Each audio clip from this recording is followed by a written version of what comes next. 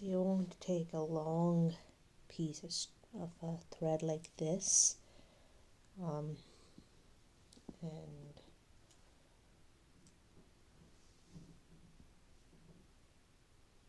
okay, there's weird noises at 5 a.m. But so you want to fold it over like this, without the needle on it. So you want to basically double it over, and that basically adds extra strength to the string. And then you want to kind of twist it so that it's nice, it'll fit through the eye hole. And then you basically put it on the eye hole like that. And of course, just tie the ends together like you would with any other hand sewing thing.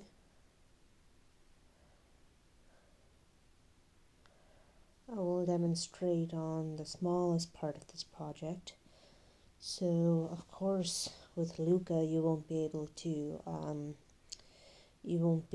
to turn him inside out, but typically what you want to do is that you want to have it the pieces facing opposite to each other. So like, as you can see, this is where I drew the line for that, and this one doesn't have the drawing the line on it, but you want the line them facing opposite sides, so that this part of it is the part that's facing outwards. That's generally what you want to do.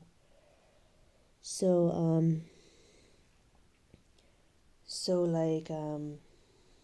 you want to start by first poking it through the end like this, about half a centimeter. 1 centimeter would be ideal, but because Luca's seam will be facing the outside, due to the nature of how you're going to do the seam, you might want to do half a centimeter, but 1 centimeter will be tighter. I guess you would use either white or gray thread on Luca. So you would want to, the first one you do normally like this, you kind of like loop it around, and you don't put it in through the opposite side. So you don't do this, even though I put it through the gray side. You want to loop it around and then put it back through the gray side about a couple of millimeters to the other side of it. And what you want to do is that you want to get this loop on through the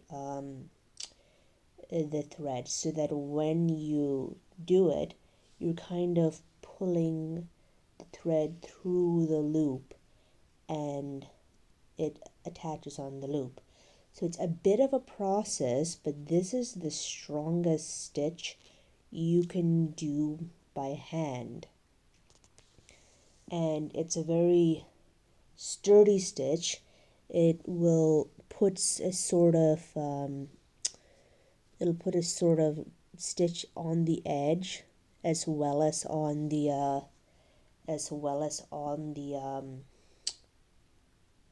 the surface. It's the loop around it, so it causes a nice tight stitch. So I will do the rest of this small part, which is going to be the front, the part that's the entrance of IKEA.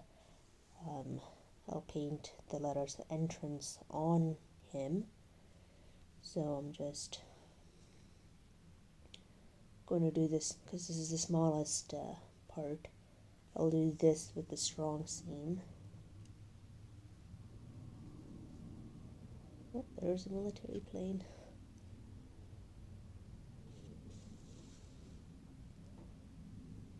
And more ghosts walking on the roof.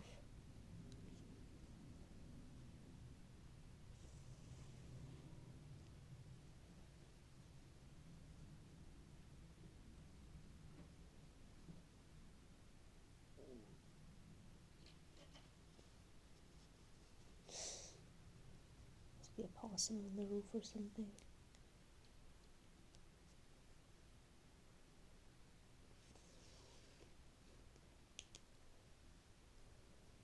You can see how it kind of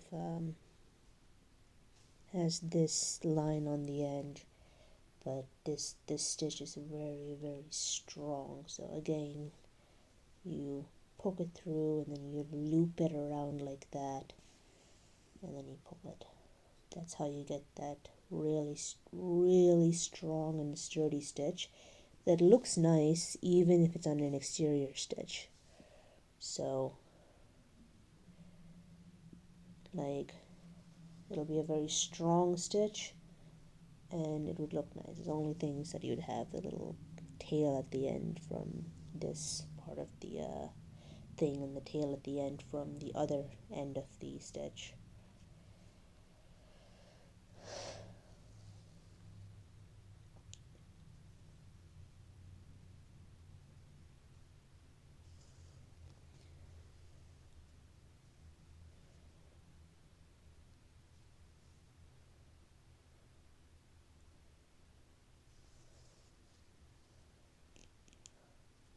But it is an extremely, extremely strong and sturdy stitch, and no seam that I've ever done like this has ever burst before, because it's if you want a stitch that's a very, very load bearing, so like if I choose to, I don't know if I'm going to make this particular IKEA plush like as filled and sturdy as blocky, or if I'm going to make it as squishy and nice and soft as my other IKEA plush.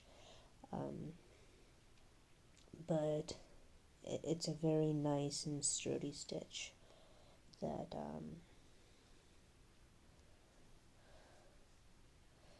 that I love using, because I'll show you once I got some little extra bit on this end. So, I did not find my measuring tape, so but that's fine. It's on. It's not a big deal.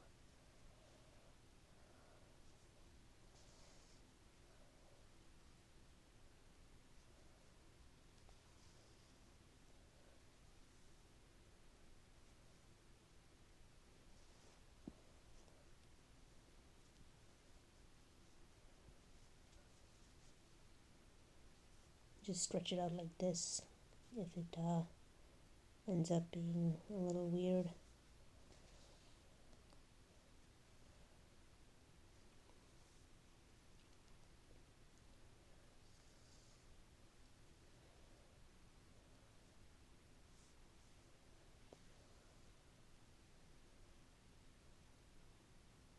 And the nice thing about this stitch is that even if you miss a couple of the loops, it doesn't really matter much, as long as you don't miss too many of them. It'll just look uneven if you don't if it's on the outside.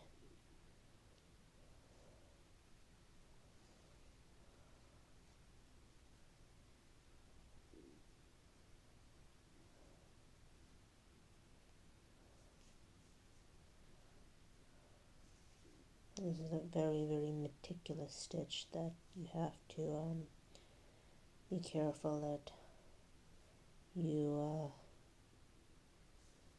do the loop. Otherwise, if you miss too many, it'll look weird.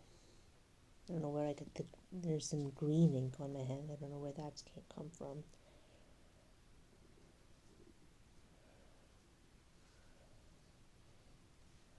So at the very end, what you need to do is that you poke it through like this, and then you wrap it around the edge numerous times, and then pull it through, and that creates a knot at the end.